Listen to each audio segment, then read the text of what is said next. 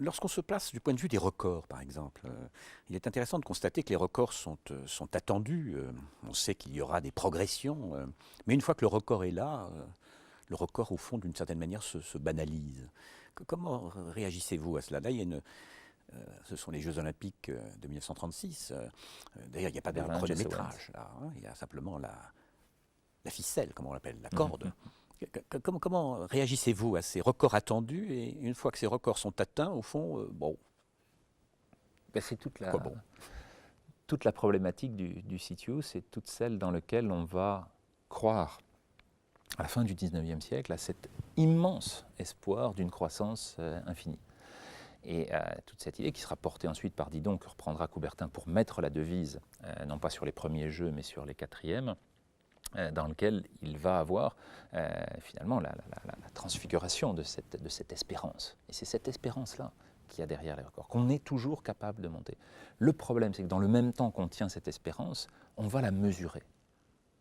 Et toute l'erreur viendra de là. C'est qu'en la mesurant, Là, on la mesure, on commence à la Oméga, mesurer. voilà, dans les années 60, et en 74, ce chronométrage officiel va venir, et on voit bien les réalignements de toutes les courbes de progression. Une fois qu'on la mesure, on a une mesure objective de ce qu'est cette fonction de croissance. Et tout d'un coup, on se rend compte qu'elle respecte les lois dont on a parlé tout à l'heure et qui sont des lois limitantes. Et ces lois de saturation aboutissent, in fine, en regardant les records du saut en hauteur qui ont régressé depuis Sotomayor, qui d'ailleurs avait été contrôlé positif à la nandrolone et à la cocaïne, donc des records très probablement très augmentés dans les portées par ces molécules dans les années 80 et le début des années 90, avant la mise en route des agences mondiales antidopage et du code mondial antidopage.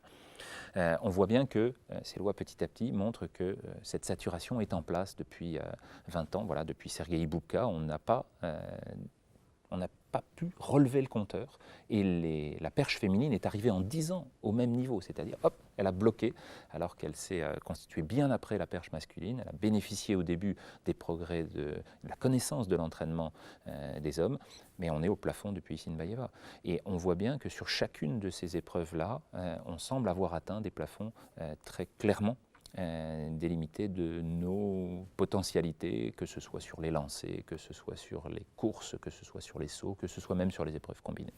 Alors là, on remarque qu'on est à 9 secondes 58, c'est-à-dire à mesure que s'affine d'une certaine manière la quantification du record, on approche d'une certaine façon de sa limite.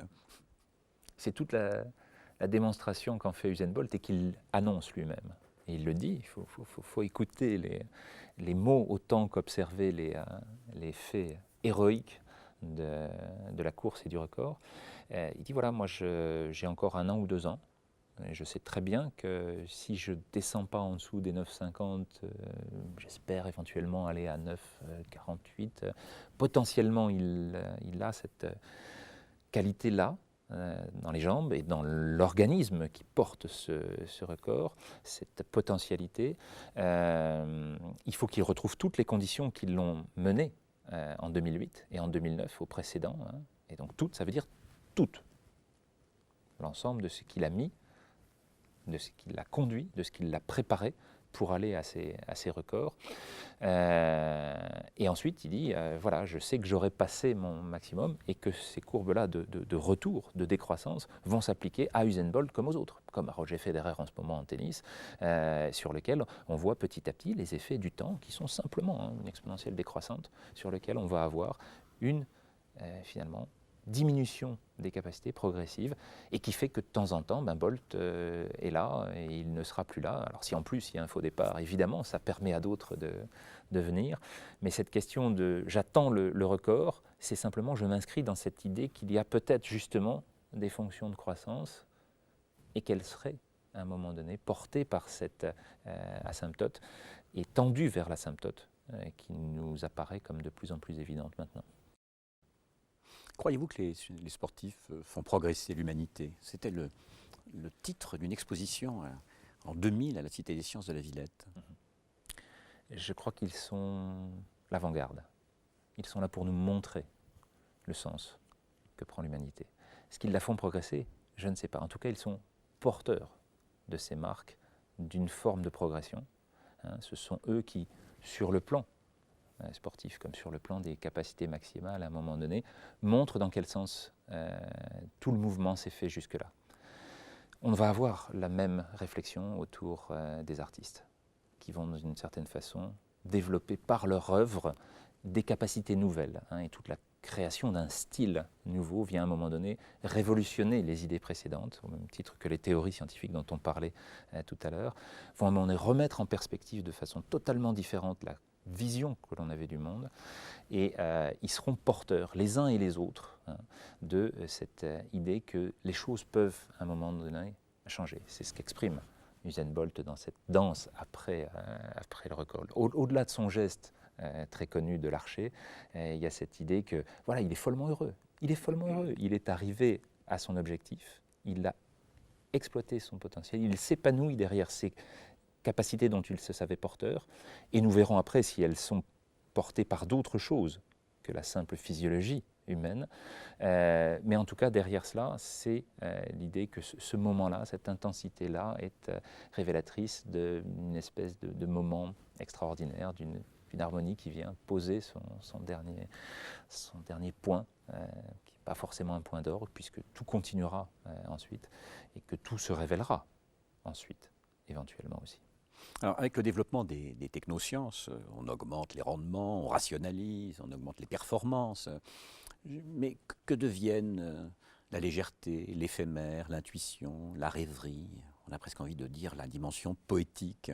C'est Edgar Morin qui parle de cette dimension poétique essentielle, qui est aussi un élément de l'humain, quand il parle de l'homo démens, de l'homo ludens, l'homme qui joue, l'homme qui rêve. On pense à Hölderlin, il faut poétiser la vie. Est-ce que cet aspect-là est un aspect qui n'est pas parfois un peu trop oublié? Oui, on pense aussi à Sloterdijk, dans Colère et Temps. C'est toute une démarche qu'il va remettre dans une perspective totalement différente, mais qui montre bien que cette espérance-là, cette idée à un moment donné de la légèreté, de quelque chose qui nous monte, est en même temps, et là la photo est extraordinairement parlante, ramenée au sol par la gravité. Ce moment de légèreté, ce moment extraordinaire dans lequel on va jouer avec les éléments, est d'un éphémère. Là, le parachute, il doit s'ouvrir assez vite après cette photo, parce qu'on est encore loin du sol. Mais finalement, ce ne sont que quelques dizaines de secondes qui séparent l'équilibre, le vivant, de la catastrophe, la fin du vivant. Si le parachute ne s'ouvre pas, on est dans ces conditions. Le risque là, et l'utilisation de cette situation est totalement intégrante et totalement participative de ce que sont les maxima et finalement les records du monde. Tout ce que les sportifs vont avoir, c'est cette chance extraordinaire dont ils sont conscients pour certains, dont l'entraînement petit à petit, l'accompagnement, je dirais plus que l'entraînement finalement, leur permettra d'exprimer, et cet épanouissement dans l'expression du potentiel est tout ce que nous pouvons, nous, petit à petit, amener à la génération suivante, qui sera elle-même porteuse de ses potentialités et de ses maxima. Ce rêve-là, il est inscrit parce que cette chance, qu'elle soit dans le ciel, qu'elle soit dans la combinaison des éléments, ici de la technologie, parce qu'on n'est pas fait pour voler.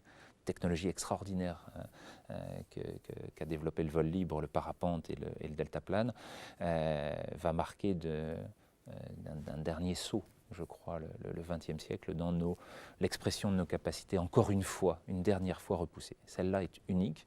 Elle aura vécu à partir de 74, 73, pour les toutes premières expériences. Et là encore, le nombre de morts des années 70 nous dit à quel point il est difficile de passer de ces stades les uns derrière les autres jusqu'à la réalisation que chacun d'entre nous peut maintenant connaître. Et avec là encore, quelle intensité, quelle émotion, mais c'est celle-là qui finalement est la plus importante parce que c'est celle-là qui nous guide.